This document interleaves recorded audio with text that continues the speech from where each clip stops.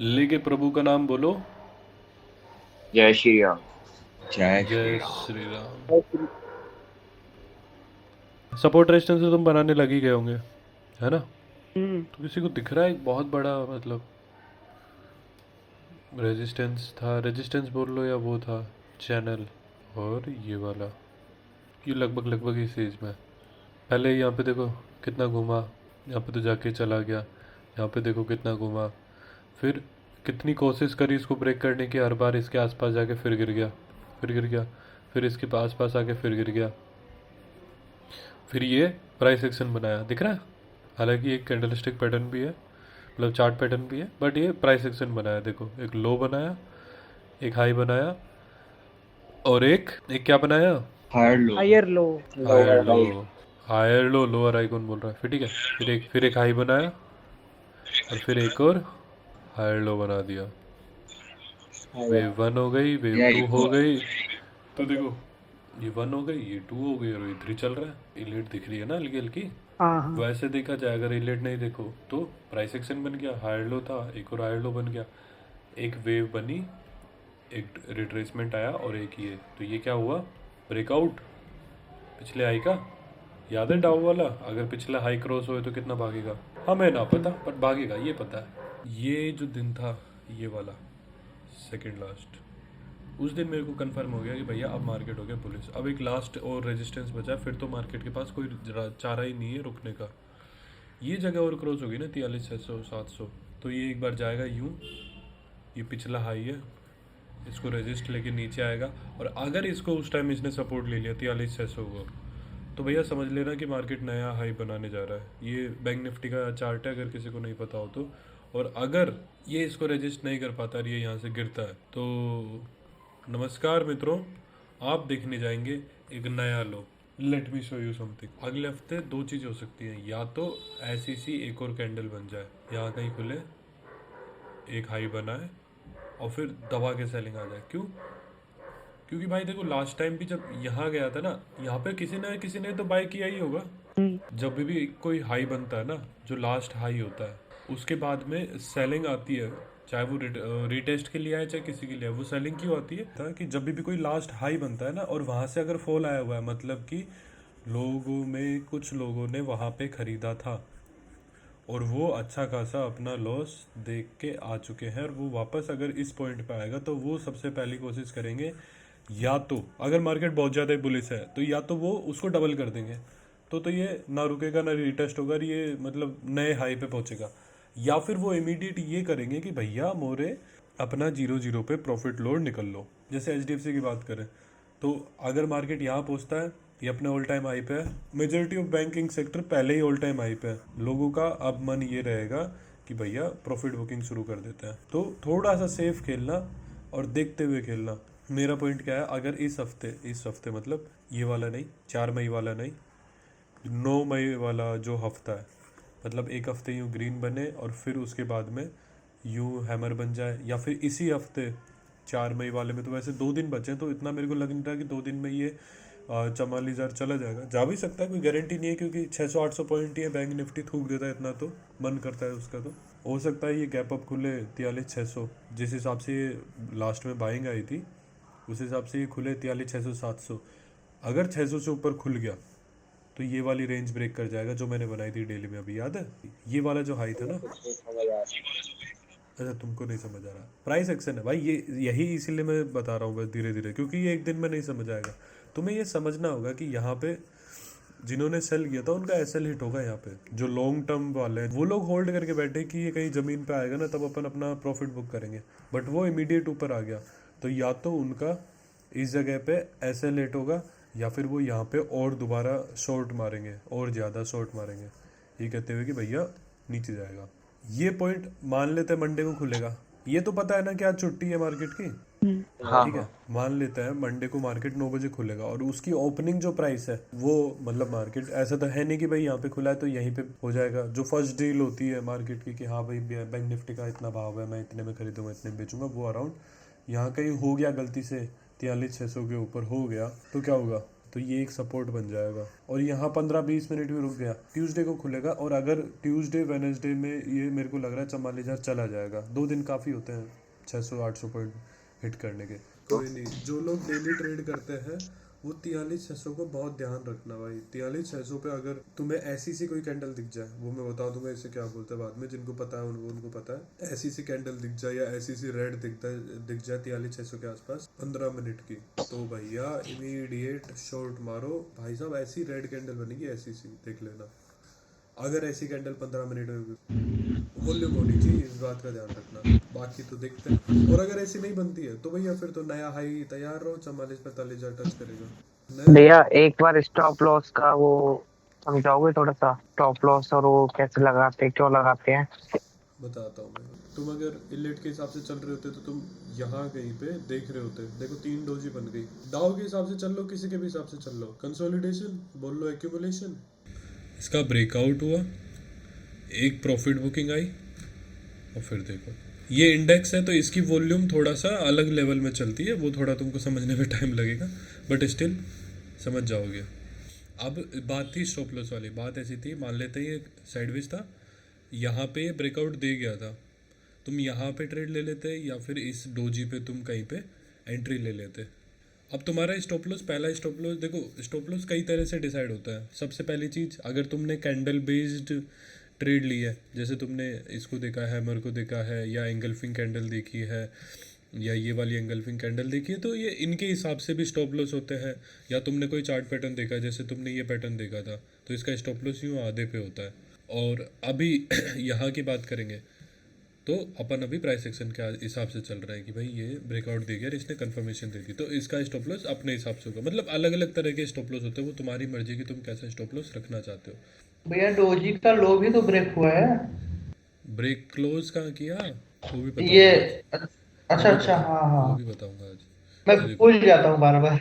हाँ बोलना नहीं होता है, वही तो पॉइंट है। देखो यहाँ पे हमने ट्रेड लिया, मैं अगर लेता तो मैं लेता यहाँ कहीं पे, इसी कैंडल में लेता, पर यहाँ कहीं लेता, वो चाहे यहाँ चले गया, तो मेरा स्टॉप लॉस क्या होता है, ये वाला हाई, यहाँ पे जो हाई बना है, सॉरी ये थोड़ा नीचे है, ये वाला हाई। अगर इसके अंदर कैंडल कहीं भी यूँ क्लोज हो जाए, क्योंकि मैं डेली टाइम फ्रेम देख रहा हूँ, तो मैं क्लोजिंग देखूंगा या तो 1 आवर की या 4 आवर की, और 1 डे की हो जाए तो मेरे लिए मतलब इमीडिएट स्टॉप लॉस हिट हो गया। पर अगर इसके अंदर 1 आवर या 4 आवर हैवी वॉल्यूम के साथ में नीचे की साइड क्लोज हो गया, तो मेरा एसएल हिट होएगा। एसएल मतलब वो जगह जहाँ पे मैं अपना लॉस में ट्रेड को क्लोज कर दूंगा, उसको बोलते हैं स्टॉप लॉस। ठीक है, ये मैनुअली रखे जाते हैं भाई। अब जैसे जैसे ये वाली कैंडल थी, अगर मैं यहाँ कहीं पे ट्रेड ले रहा हूँ नीचे की, तो मेरा स्टॉप लॉस होता है ये वाला। इसके ऊपर अगर मार्केट चला जाता है तो वो बुलिश है।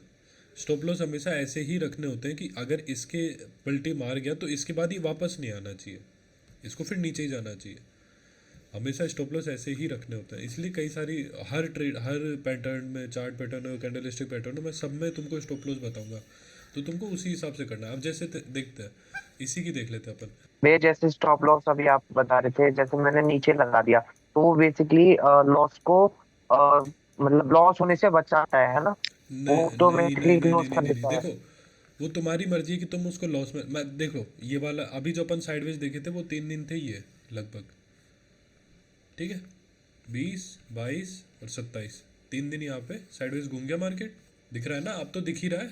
ये छोटा टाइम फ्रेम हो गया, हाँ ये हाँ ये 1 घंटे की हाँ। कैंडल है। अपन जब से डेली कैंडल देख रहे थे, ठीक है, तो ये अपना देखो, ये एक रेजिस्टेंस दिख रहा है सबको। हम्म, अगर दिख रहा मार्केट इसके ऊपर आ रहा है तो तुम्हारे लिए खरीदने की जगह मिल गई अच्छी सी। है। हाँ तुम ट्रेड कहाँ लोगे, यहाँ कहीं पे, कि भैया अब जैसे ये वाला अब ये अपने लिए जो रेजिस्टेंस था वो अब बन गया सपोर्ट। तो ट्रेड अगर वो क्या बोलते हैं, अगर मार्केट इससे नीचे आ जाता है तो क्या होगा, लॉस होगा।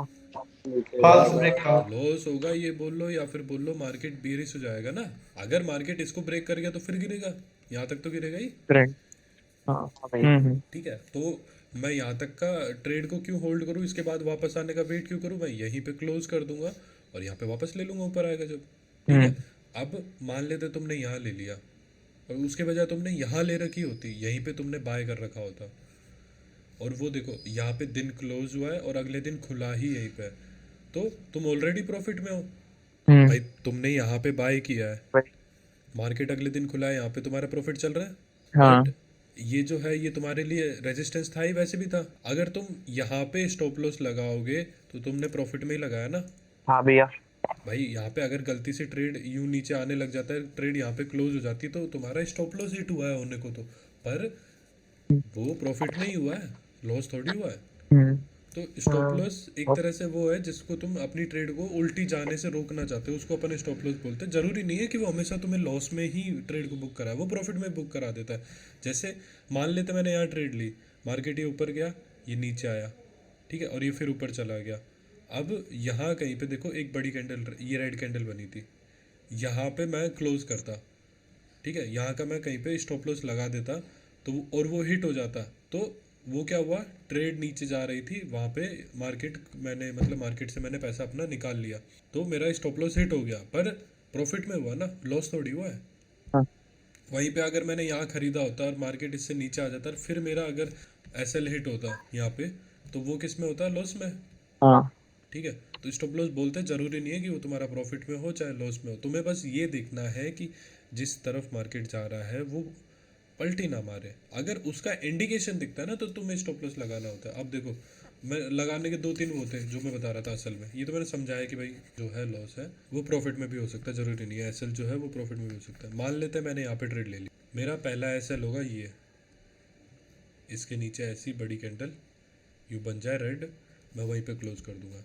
हमेशा विक पे कभी भी क्लोज नहीं करना, ये जो विक होती है ना, ये तुम इस पे क्लोज कर दोगे, वापस नीचे आ गया, अब फिर देखो फिर टच करके फिर नीचे आ गया। अब विक पे नहीं क्लोज करना होता, ऐसी कैंडल क्लोज करे उसके पार। समझ रहे हो क्या कहना चाह रहा हूँ मैं? मतलब उसकी बॉडी टच हो, है ना?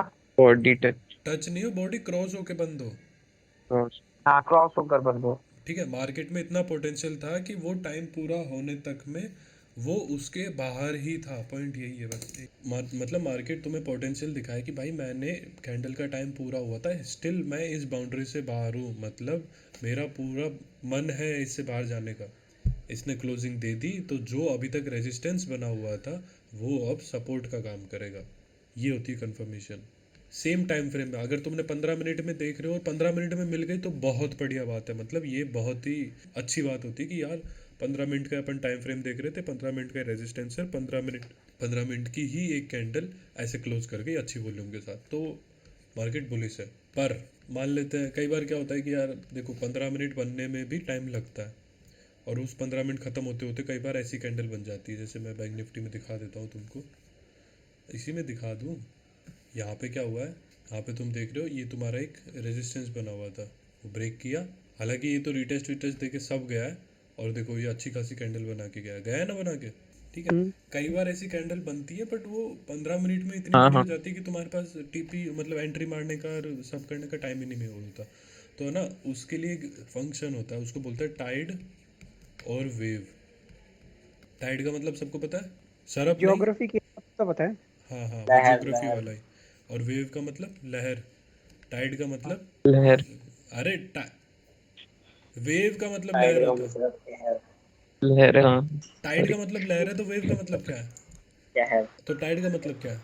Surf Surf. टाइड और वेव दो अलग अलग चीज़ें होती है, मतलब एक ही चीज़ होती है बट दो अलग अलग तरह की होती है। तुम कभी अगर समुद्र के आसपास गए होंगे या वहाँ की वीडियोस देखे होंगे, तो जैसे अगर ये वाला ये समुद्र किनारा है और यहाँ से समुद्र की लहरें आती हैं, तो वो ऐसे आती हैं फिर ऐसे जाती हैं, छोटी छोटी होती है ना, ऐसे आ गया ऐसे पीछे गई, फिर ऐसे आ गया फिर ऐसे पीछे गई, हो गया। अब टाइड और वेव का कंसेप्ट क्या है कि जब जब जब टाइड आएगी, टाइड मतलब पानी की बड़ी लहर है एक तरह से, जब जब टाइड आएगी तो उसकी शुरुआत वेव से होती है। मैंने वाइड क्यों लिखा, उसकी शुरुआत हमेशा वेव से होती है। अगर उसका लॉजिकली ऐसे देख लो, अगर बड़ी कैंडल ग्रीन में बननी है तो छोटी कैंडल ग्रीन में बनेगी। 15 मिनट की कैंडल अगर ग्रीन बन रही है तो 5 मिनट की 3 कैंडल भी ग्रीन ही होंगी मोस्ट प्रोबेबली। हाँ। या तो ऐसे होगा कि एक ऐसी बड़ी ग्रीन हो, एक छोटी रेड और फिर एक ऐसी बड़ी ग्रीन हो। अगर 15 मिनट की कैंडल को अगर अपन 5 मिनट में बदलेंगे तो कुछ कुछ ऐसी बनेगी।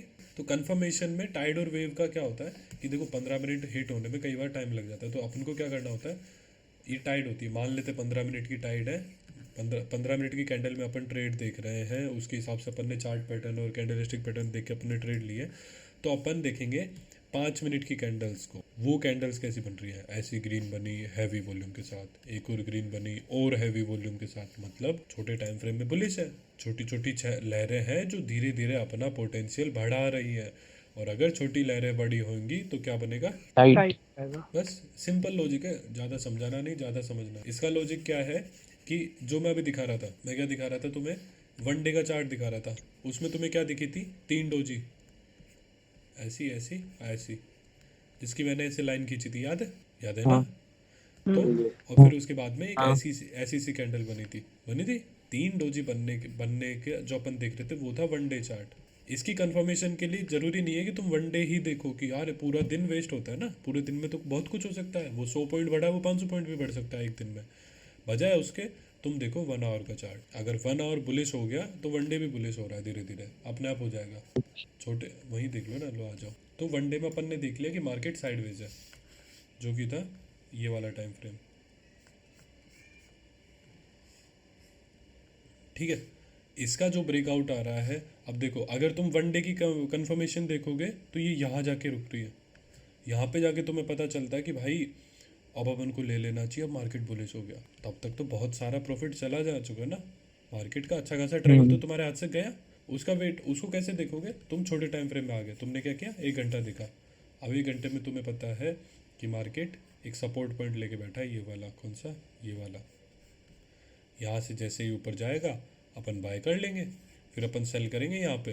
पर यहाँ वाली जगह पे तुमने क्या देखा कि ओहो, एक रेजिस्टेंस जिसको क्रॉस करते हुए एक कैंडल बन गई, जिसकी वॉल्यूम देखी जाए तो लगभग पिछली वाली कैंडल से एवरेज थी, ये डोजी के बराबर थी। फिर तुमने देखा अगली कैंडल, अरे एक और ग्रीन, विक बनी ऊपर तक, वो बात अलग है, बट एक और ग्रीन, तुमको 2 कैंडल ग्रीन दिख गई अच्छी वॉल्यूम के साथ में। अगर इसको थोड़ा सा सही करके देखोगे तो ये अगली वाली जो कैंडल है उसकी वॉल्यूम ज़्यादा है, 2 कैंडल तुम्हें दिख गई।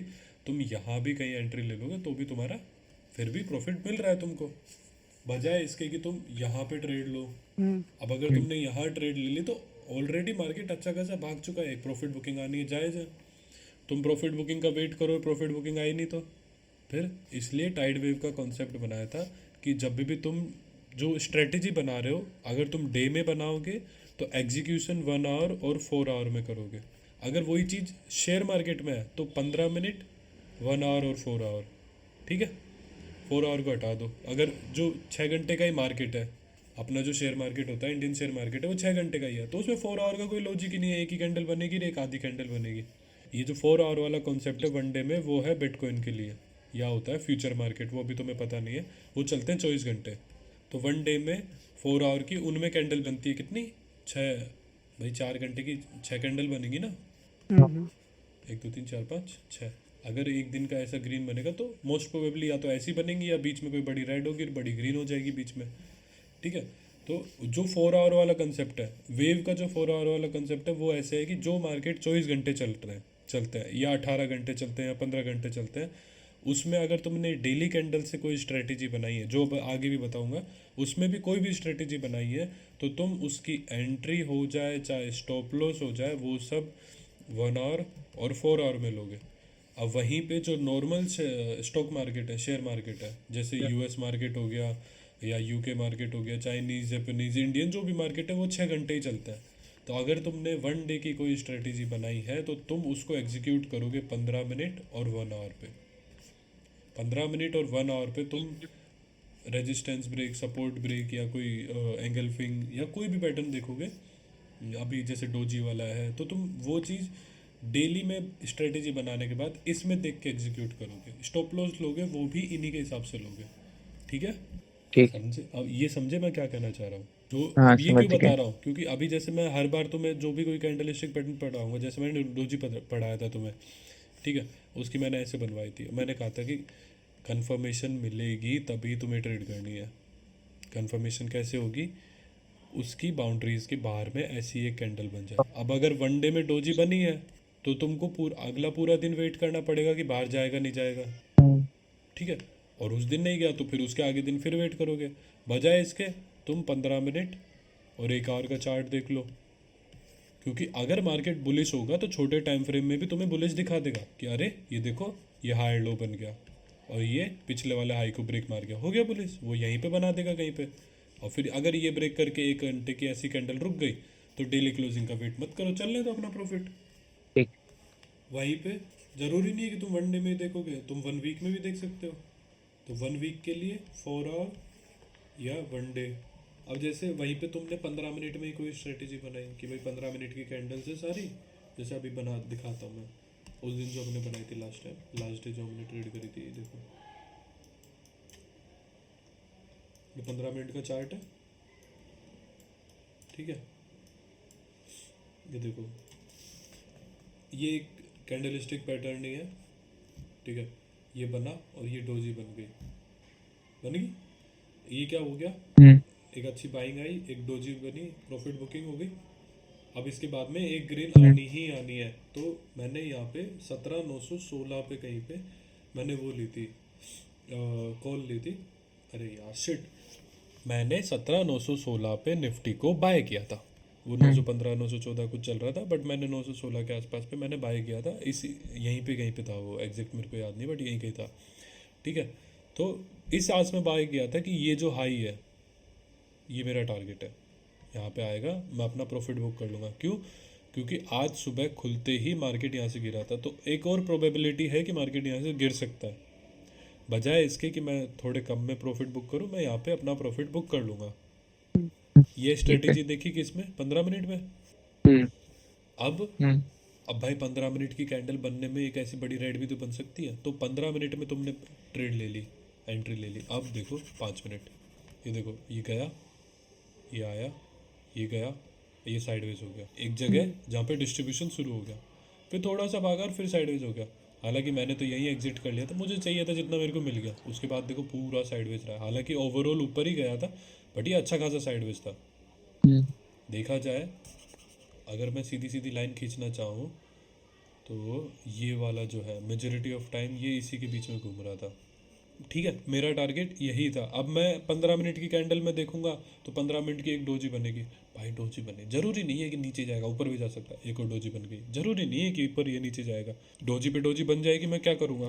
कंफर्मेशन नहीं है ना कि क्या होगा, ऊपर जाएगा नीचे जाएगा, वेट करना पड़ेगा। 15 मिनट की देख ली, 15 मिनट सॉरी 5 मिनट की देख ली, भाई देखो 1 2 3 4 लगातार मार्केट एक ही जगह घूम रहा है। मतलब अब फुल्ली कंफ्यूज है, अब कोई भरोसा नहीं है, निकल लो, ठीक है। 15 मिनट की डोजी में कई तरह की बन सकती है, सारी डोजी हो 5 मिनट की, एक ग्रीन एक रेड हो जाए और फिर एक ग्रीन हो जाए, ठीक है। एक रेड हो जाए, एक पूरी ग्रीन हो जाए, फिर एक ऊपर रेड हो जाए, कुछ भी हो सकता है। डोजी बनाने के लिए मतलब कैसी भी कैंडल बन सकती है, पर क्यों उतना वेट करना, देखते रहो।